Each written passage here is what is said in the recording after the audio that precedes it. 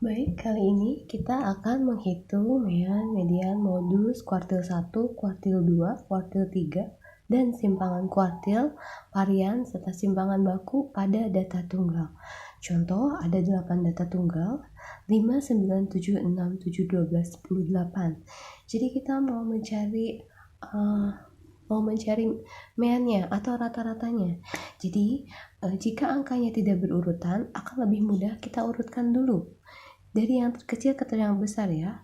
5, 6, 7, 7, kemudian 8, 9, 10, 5, 7, 7, 5, 6, 7, 7, 8, 9, 10,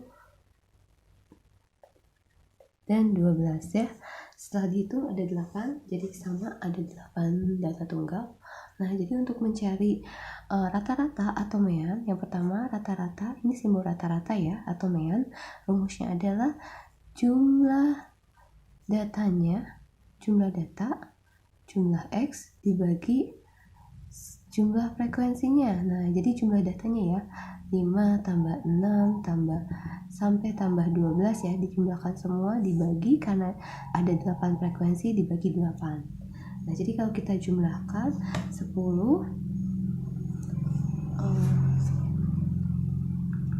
jadi kalau kita dijumlahkan hasilnya 64 ya.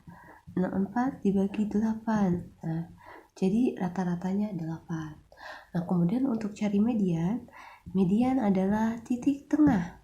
Nah, median biasa disebut juga kuartil tengah, Q2 ya. Jadi kalau cari kuartil tengah atau kuartil kedua itu sama kayak median ya, titik tengahnya.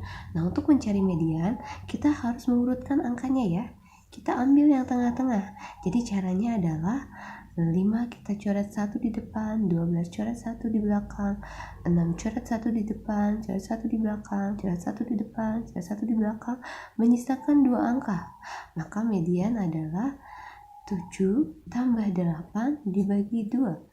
Jadi 15 dibagi 2, 7,5. Nah, kemudian untuk modus yang paling mudah ya.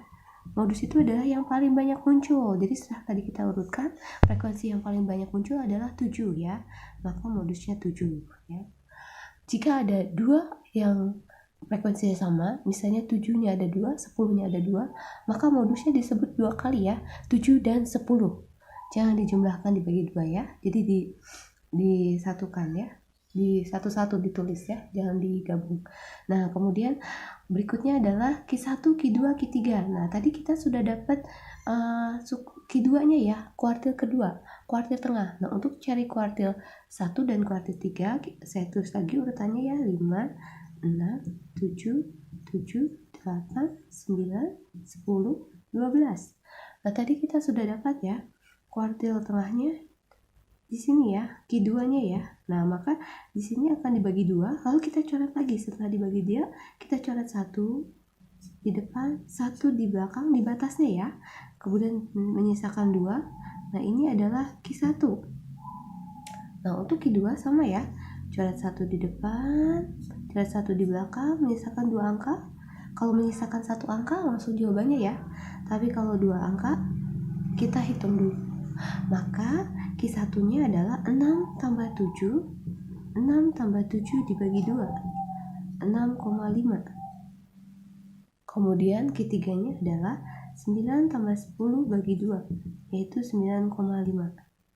Mudah ya? Nah, sekarang kita akan mencari varian dan simpangan baku. Nah, untuk simpangan baku kita butuh rata-ratanya. Jadi sudah dapat ya di sini rata-ratanya meannya. Nah, untuk varian sendiri rumusnya sama dengan sigma X dikurang X rata-rata dibagi sigma F ya, sigma frekuensinya. Nah, jadi kita harus menjumlahkan perbedaan antara data dengan rata-ratanya. Jadi saya lihat lagi ya, angkanya ini 8 sama 5. Maka bedanya adalah 5 dikurang 8 min 3. Kemudian dikuadratkan ya.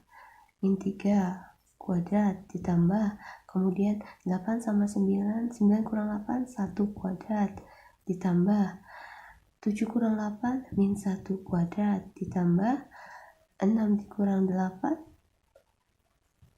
min 2 kuadrat, kemudian ditambah 7 dikurang 8, min 1 kuadrat, ditambah 12 dikurang 8, itu 4 kuadrat, ditambah 10 dikurang 8, 2 kuadrat, ditambah 8 kurang 8, 0 kuadrat. Nah, ini untuk yang atasnya ya. Kemudian semua ini dibagi sigma F-nya, yaitu ada 8 ya. Ada 8, karena datanya ada 8. Lalu kita jumlahkan ya. 3 kuadrat 9, 1 kuadrat 1, 1 kuadrat 1, 2 kuadrat, min 2 kuadrat, min kali min plus ya, jadi 2 kuadrat 4. Seperti itu juga yang 1 kali min 1, 1, 4 kali 4, 16. Ini kemudian 2 pangkat 2, 4, 0 pangkat 0, 0. Dibagi 8. Nah, hasilnya adalah 10, 15, 16 tambah 20 tambah 20 36 dibagi 8 ya.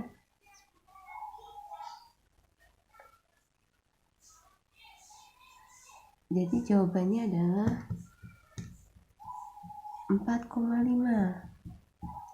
Nah, untuk standar simpangan baku atau standar deviasi, biasanya disebut standar deviasi atau simpangan baku. Nah, ini rumusnya adalah akar dari varian. Jadi prosesnya nanti kalau langsung nanya simpangan baku, langsung aja ya diakarin hasilnya ya. Maka hasilnya adalah akar dari kita buat 36/8 saja ya. Nah, kalau kita sederhanakan itu akar 36 itu 6 ya. Nah, jadi kita bagi akar 36 per akar 8. Nah, akar 36 itu dia 6 per akar 8 kita bisa pecah ya, yaitu 4 akar 2. Nah, 6 per 2 di sini akar 2. Nah, 6 sama 2 kita bisa coret 3, jadi 3 per akar 2. Lalu kita rasionalkan penyebutnya, dikali akar 2 dikali akar 2. Nah, maka 3 akar 2, akar 2 per akar 2, akar 4, atau sama dengan 3 per 2 akar 2. Mudah ya?